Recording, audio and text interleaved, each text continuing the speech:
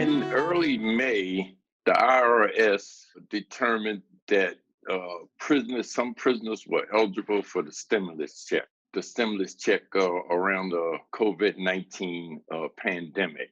The Trump administration decided to refuse these prisoners their stimulus check. And it amounts to maybe $100 million. Well, some family and prisoners, et cetera, got together and filed a class action lawsuit in Northern California federal court system. Here to talk today about the suit and the plight of the prisoners is Alan Mills from the Uptown, let me make sure I get this right, from Uptown Law Center. That's in Chicago. And I should have known that because Uptown is in Chicago. Alan, thanks for joining me. I'm happy to join. Okay, Alan, can you just tell me a little bit about this class action suit first? Sure. The lawsuit was actually pretty simple, and there were actually several filed around the country. The one in California is just the one that reached verdict first. Basically, it said Congress didn't say anything about excluding prisoners, and therefore the Trump administration had no right to unilaterally say among all of the people in the United States, prisoners are the only people that can't get this. Congress put in the bill the people they wanted to exclude. They excluded anybody who was a dependent on somebody else's tax return. They excluded people who were not United States citizens, a couple other categories. Prisoners was not one of those categories. So if Congress didn't exclude them, then the IRS and the Trump administration had no right to do so. The judge agreed in late September and said, all right, you gotta actually pay all the prisoners in the country. I think your estimate of the numbers is probably a little low. There are about 2 million prisoners. So if each of them gets $1,000 each, you're talking about something on the order of $2 billion is my math. So maybe that high. Okay. So what this is also people in jail, to be clear. Okay. What qualifies the prisoners and the people in jail to receive the stimulus check? Because I remember there was some criteria for people outside not being eligible for it. What's the qualification for prisoners, or what's the thing that will disqualify them?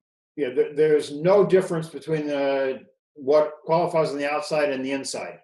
So if a few prisoners, for example, are claimed as dependents on their parents or somebody else's tax returns, there are a few prisoners there are a fair number of prisoners who are not lawful citizens of the United States. There are a couple other exclusions in the act, but those are the big two ones.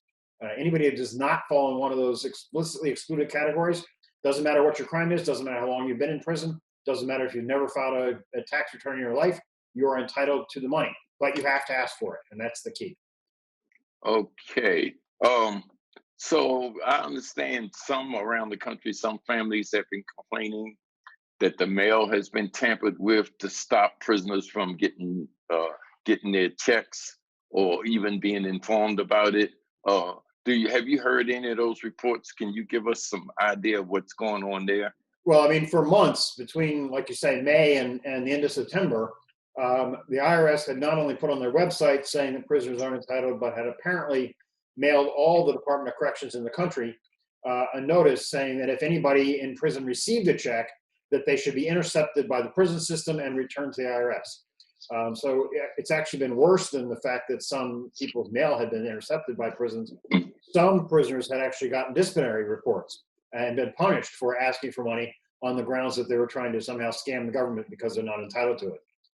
So yeah, it's been and family members have certainly complained to us. We've gotten hundreds of letters from prisoners complaining that they were wrongfully denied this money. The trick now is getting word out to prisoners that the world has changed and they should be applying. Okay, one of the things is that there is this myth across the nation that prisoners are being fed and housed. They have a bed. They don't need any money. They work enough to get a tube of toothpaste or whatever it is they need. What's the problem with that? Because most of these prisoners are from really extremely poor families. That's in some cases that's why they are prisoners now. How do you deal with that? Well, I mean, I think the answer is simple. Most first of all, my first answer is exactly what you said. If you're looking for the most impoverished group in America, a good place to start is families of prisoners. Almost nobody goes to prison who's rich. And the vast majority of people who go to prison come from very poor families. Even if they had a little money, they generally spent them on defense counsel trying to keep themselves out of prison. So by the time they get to prison, almost nobody has any substantial assets when they're in prison. And the whole point of the stimulus checks is to give people money that they will then spend so they can keep stores and the economy going. And I can't imagine a single prisoner who's just going to put this in a savings account and save it for retirement. They all have needs. And it ranges from, as you say, it's sort of a myth that you get everything you need in prison. For example, if you have any money at all in Illinois, I'm talking about, you don't get free soap. You don't get free shampoo. You have to buy all that yourself. Even if you only have a few dollars, you have to spend it on those necessities. Simple things like toilet paper. You may be given a roll of toilet paper a week, but if you need extra, you have to buy it on commissary. Things like, people are always talking about how prisoners get free TV. Well, they don't get a free TV. They have to pay for the TV in the vast majority of cases, and it's not the same price as we pay out here. Old black and white 12-inch TVs, which are still, I think prisons are the only place you can find one of those, often go for $500 inside a prison. Out here, you can buy, an 80-inch color TV for that. So all kinds of things are expensive in prison. And one of the other big issues is telephone calls. While not true in Illinois, but in a lot of states, telephone calls from prisoners to their families are extraordinarily expensive. And there are lots and lots of prisoners who simply cannot afford to stay in touch with their family members because they can't afford the phone calls. And this would be a way to be able to maintain that connection with family members. And all of the studies show that if you want to reduce recidivism, the best way to do it is to ensure that there is a close connection between prisoners and their families on the outside. So giving money for prisoners for something as simple as a phone call is a huge advantage. People also forget that the vast majority of prisoners have a dependent child on the outside, which they have not been able to care for.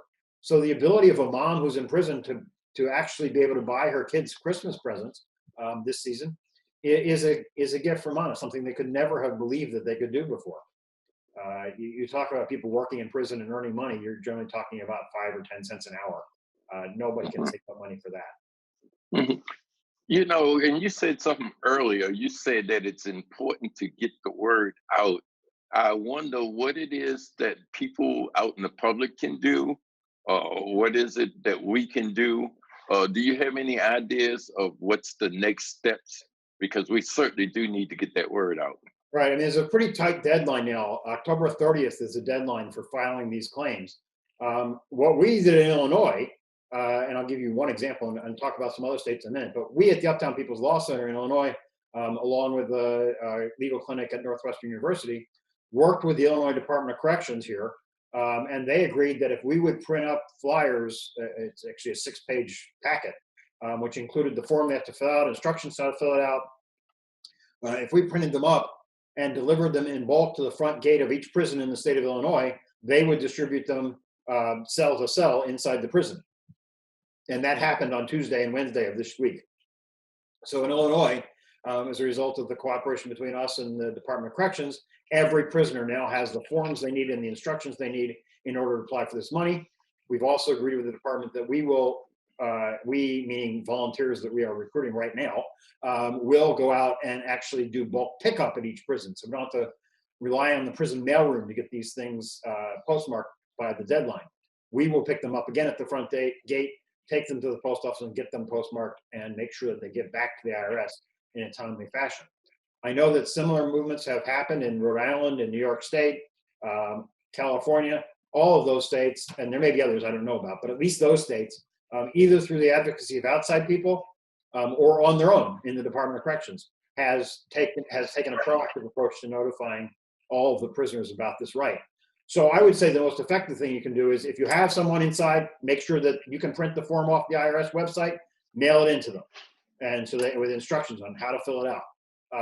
If you don't have a loved one in prison, you should be calling state legislators, calling the Illinois Department or the local Department of Corrections or the local jail saying, what are you doing to let prisoners know? This should really be on the Departments of Corrections, but we all know they don't always do what they should do. Again, setting aside Illinois because they were very cooperative. Um, but it's public pressure is the way that you make sure this thing happens. They're legally entitled to it, so there's no reason in the world Department of Corrections shouldn't be notifying everybody in the prison that they have the right to this money. Hey, Alan, thank you. Can we put the Uptown Law Center information on the end of this? Please do. Okay. So we have a website, uplcchicago.org.